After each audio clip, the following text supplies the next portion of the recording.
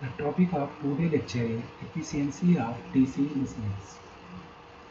As we know, a general formula of efficiency is output upon input, and input is equal to output plus losses. Then efficiency formula becomes output upon output plus losses. We cannot ignore losses in any system when we finding efficiency. Then losses in DC machines are: first losses is electrical or copper losses, core losses or iron losses, brush losses, and stray losses. Electrical or copper losses are binding losses. Armature copper losses is equal to Ia square Ra. Copper losses in shunt field of shunt machine is equal to Ish square into Rsh. Copper losses in series field of series machine is equal to Isa into Rec. In a compound machine, both shunt and series field losses occurs. These losses are about 20% of full load losses. Copper losses in interpole bindings is equal to Ia square into Ri, where Ri is the resistance of interpole. Copper losses in compensating winding is, if any present compensating winding, then losses will equal to Ia square into Rc, where Rc is resistance of compensating winding. In all copper losses, Ia current is common, that is the armature current. Then second loss is magnetic losses or core losses. These losses also known as iron losses, and these are the constant losses and also known as no load losses. Core losses have two components: hysteresis loss and eddy current loss. These losses are almost constant. These losses are about 20% of full load losses. Next one is brush losses. There is a power loss at the brush contact between the copper commutator and carbon brushes. The expression for brush loss is PBD is equal to PBD into IA, where PBD is brush contact voltage drop and IA is armature current. And next one is mechanical losses. The losses associated with the mechanical effect are called mechanical losses. Mechanical losses subcategorized as bearing friction and windage losses. These losses are very small. And next is stray losses. These are miscellaneous losses that results from such factor as the distortion of flux because of armature reaction, and second one is short circuit current in the coil undergoing commutation. These losses are very difficult to determine. When we talk about the efficiency of a DC machine, we cannot ignore power flow diagram. There are power flow diagram for the generating and motoring mode of a DC machine. Power flow diagram is used for determining the generator and motor efficiency.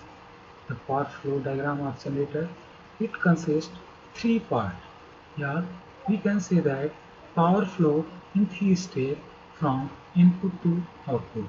For generator, first step is mechanical power input. Second step is where mechanical power converted to electrical power. And third step is where electrical power output. In first step, input power is taken from moving system, turbines, and so on. So Pn is equal to omega n and torque applied. There are losses occur in conversion from mechanical to electrical. There are mechanical losses, stray losses, and core losses. And in when conversion from second step to third step, then losses occur, electrical losses. Here P in input mechanical power, that is equal to omega n diap, where omega m angular speed of armature in radian per second and tau applied is applied torque in Newton meter. The net mechanical power converted to electrical power by electromechanical conversion. Then converted power is equal to P in minus stay loss minus mechanical loss minus core loss. Then total converted power equal to omega n into tau end. Tau end is the induced torque, where tau Te is the electromagnetic torque. Then resulting power produced is P converted into EgIA, because the output of generator is electrical energy, then Eg is the generated EMF and Ia is the armature current.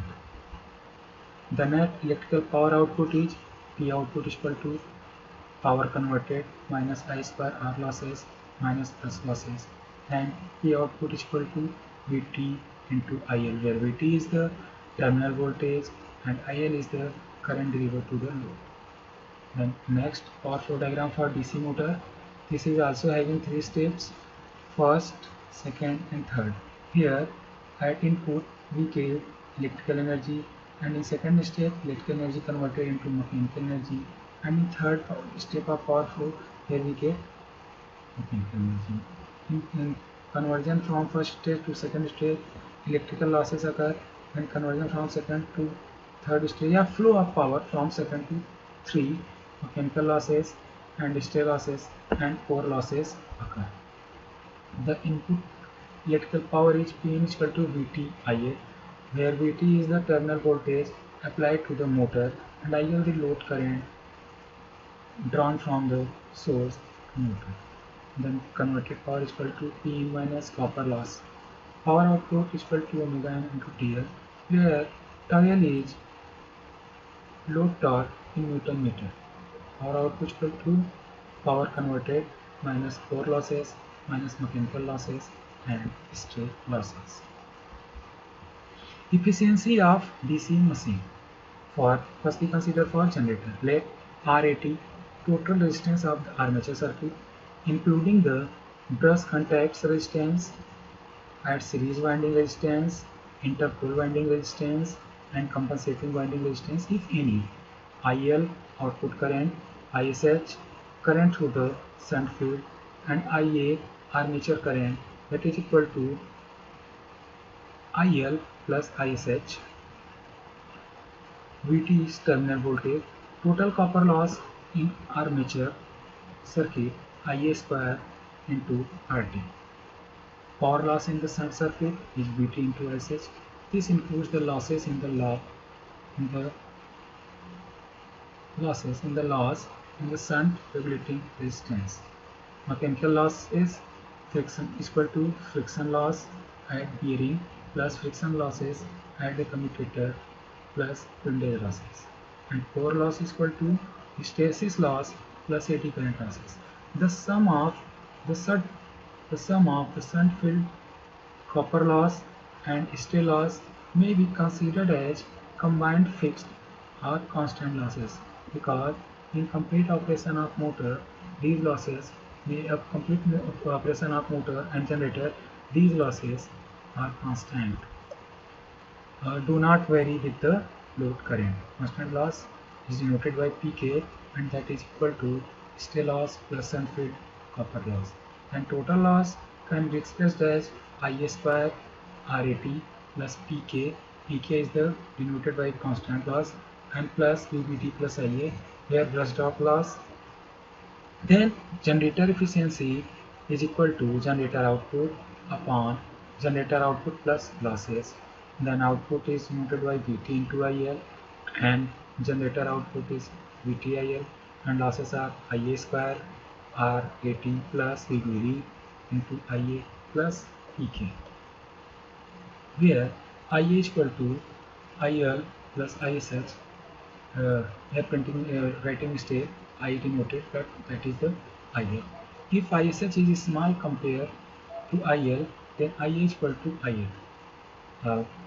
The current flowing through the sun is very small as compared to total current flow to the circuit. When Ng become net G, Vt IL upon Vt IL plus IL RAT, we can replace all IA by IL. And in equation, when we divided taking common Vt IL numerator and denominator, then we get 1 upon 1 plus IL RAT upon Vt plus VVD upon Vt plus Pk upon Vt IL. The maximum efficiency. When we calculate any efficiency, then we are interested to calculate if is maximum is efficiency. Condition for maximum efficiency. The denominator should be minimum. For maximum efficiency, denominator should be minimum, and denominator is denoted by 1 plus IL RAT upon Vt plus VVD upon Vt plus Pk upon Vt IL. Denominator is minimum when first derivative of denominator with respect to IL equal to 0, and second condition is second derivative of denominator with respect to IL should be greater than 0. Now the first derivative of denominator with respect to IL, we get this expression, and next after solving this expression we get a condition IL square RT is equal to Pk, where IL is equal to IA in previous slide. And further we moves second derivative of denominator with respect to IL, we get 2Pk upon Vt IL greater than 0, it is a positive. Since second derivative is positive, then equation 10 is condition for the minimum value of dr and therefore for the maximum value of efficiency. Equation 10 shows the efficiency of a DC generator is maximum when those constant losses proportional to the square of load current and equal to armature core losses. Load corresponding to maximum efficiency. Let IFL is equal to full load current. I am denoted by current at maximum efficiency. Now maximum efficiency is equal to Im square RAT is equal to Pk, where Ia replaced by Im, and condition for maximum current Im is equal to Pk upon RAT, and multiplying denominator and numerator by IFL square. Then we get for current at maximum efficiency is equal to full load current under root constant loss upon full load copper loss, that is expressed by equation 11. Now we determine the efficiency for the motor. In case of motor, electrical input power is equal to Vt into IL, that can be shown from the power flow diagram. Total losses are Ia square RT plus Pk plus Vt into Ia. Here in case of motor, armature current equal to total load current minus ISH. If the ISH is small compared to IL, then Ia is equal to IL. So total losses IL square RAT plus Pk plus VVD into IL, and efficiency of motor is motor output upon motor input, then motor output is equal to motor input minus total losses, and we get this expression for efficiency of motor. And as in case of generator, the condition for maximum efficiency here is also same, and by this variable losses is equal to constant losses and I is equal to Pk upon RAT. Thank you.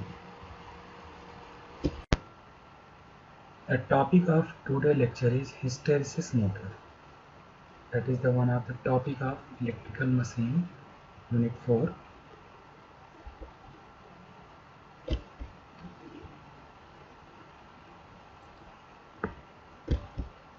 The content of this presentation: introduction, construction, operating principle, characteristics and application, and some advantages, disadvantages.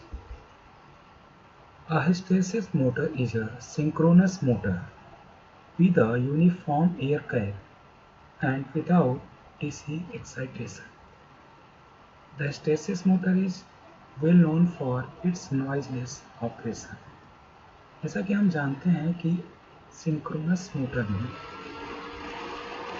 DC excitation use होता है, but यहाँ hysteresis motor single phase synchronous motor में कोई DC excitation use नहीं होता.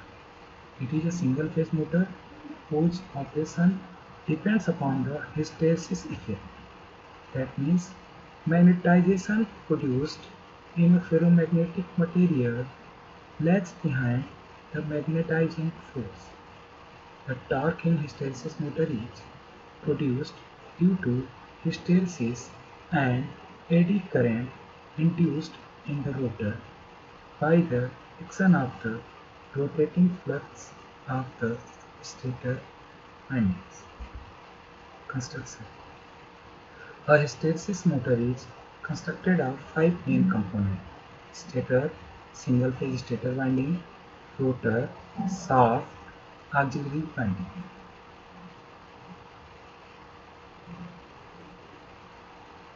इस figure में सारे कंपोनेंट्स जो कि यहाँ पे दिए हुए हैं ये विजिबल है. Next. The two most important components of hysteresis motor are stator and rotor. The stator slot consists of main winding and auxiliary winding. Auxiliary winding is also known as shedding poles. These two windings generate rotating magnetic field due to single phase supply. This type of construction is called as split phase construction. If the operation of hysteresis motor is depends upon effect of shedded pole, it is called as shedded pole hysteresis motor. Construction of rotor. The rotor is made of chrome steel or Alnico type hard material. It does not consist any winding. Its hysteresis loop area must be high in order to high hysteresis loss. The rotor of hysteresis motor is shown in figure as in previous slide. It consists of 2 or more rings at outer side and 4 bars. The rotor is made by heat treatment of hard steel material. When a stator magnetic field cut rotor, torque produces due to hysteresis effect and rotor starts to rotate. The hysteresis ring is made of chrome, cobalt or Alnico material. The resistivity of rotor material is kept high in order to reduce eddy current in the rotor. The output of the motor reduces as thickness of ring increases. Here is hysteresis ring and air gap.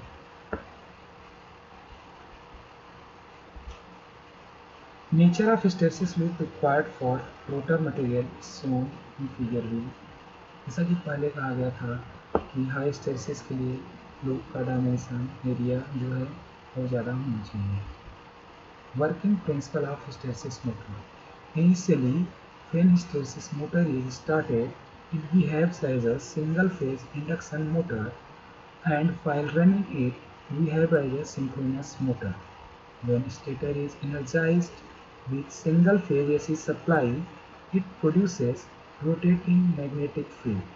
The main and auxiliary, both the windings, must be supplied continuously at the starts as well as in running condition, so as to maintaining the rotating magnetic field. This field induces poles in the rotor. The hysteresis phenomena is dominant for the rotor material chosen and due to which rotor pole axis lag behind the axis of rotating magnetic field. Due to this, rotor poles get attract towards the moving stator field poles. Thus, rotor gets subjected to torque called hysteresis torque. This torque is constant at all speeds. When the stator field axis moves forward due to high retentivity, the rotor pole strength remains maintained. So higher the retentivity, higher is hysteresis torque.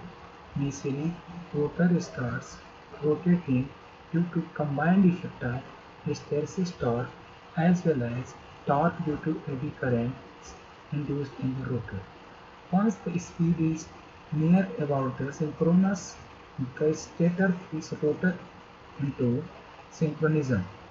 In such case, as relative motion between stator field and rotor vanishes. So the torque due to eddy current vanishes. Only hysteresis torque is present, which keep rotor running at synchronous speed. The high retentivity ensures the continuous magnetic locking between stator and rotor. Due to the principle of magnetic locking, the hysteresis motor either rotates at synchronous speed or not at all. It can run at other speed also.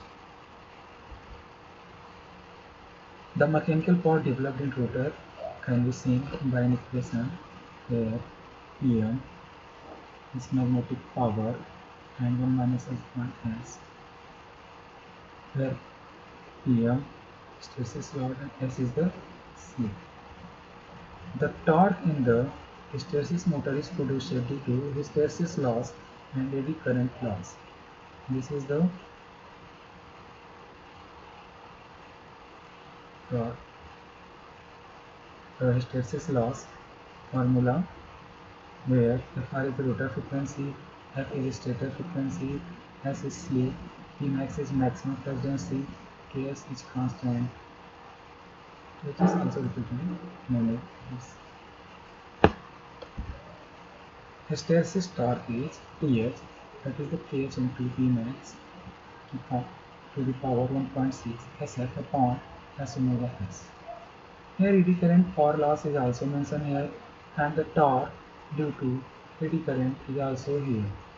The torque due to eddy current is a function of power loss due to eddy current. The eddy current torque is proportional to slip. The eddy current torque is directly proportional to slip. When hysteresis motor rotates at synchronous speed, slip becomes zero and therefore eddy current losses also become zero. The eddy current torque passes to start hysteresis motor. The torque speed characteristics of the hysteresis motor. Torque speed characteristics of hysteresis motor can be explained using following figure C, where the x-axis represents torque and y-axis represents the speed. Where two curves are here, one is this and other is this. First curve is ideal curve and curve second is practical hysteresis motor curve. The following conclusions regarding with respect to torque speed characteristics: the torque starting a running generated in this motor is approximately the same. The torque generated by the hysteresis motor at synchronous speed is constant. The rotor starting torque and pull-out torque are equal at this condition, and the motor operates noiselessly with constant speed. Here is some application, advantages and disadvantages of the hysteresis motor. Advantages are no mechanical vibration due to absence of teeth and winding in the rotor. Second advantage is noiseless operation due to no vibration. Third advantage is multi-speed operation possible due to gear trains. The disadvantages are low efficiency, low power factor, low torque. The output of the hysteresis motor is 1/4 that of induction motor of same size. The application in various areas such as good quality recorder player, instruments which are used for sound generating, sound recording instruments, electrical clocks, teleprinters, timing and devices. As we know, hysteresis motor and reluctance motor both are the comes under the category of single phase synchronous motor. Then a question arises: what is the difference between reluctance and hysteresis motor? In reluctance motor, the motor starts as a single phase induction motor and Rotor pulls into servo mechanism under favorable condition. But in the hysteresis motor,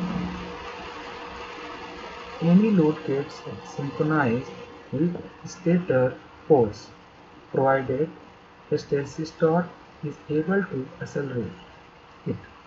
In a reluctance motor, there is a tendency for the rotor to oscillate before synchronism. But in hysteresis motor, rotor and stator poles lock with each other without any oscillation. So that is the basic difference between hysteresis motor and reluctance motor. These are the differences that are used to prepare this PPT. Thanking you. If you have any problem or any confusion, you can ask question by comments. And if you feel this video is useful for you, then comments and like it. Thank you.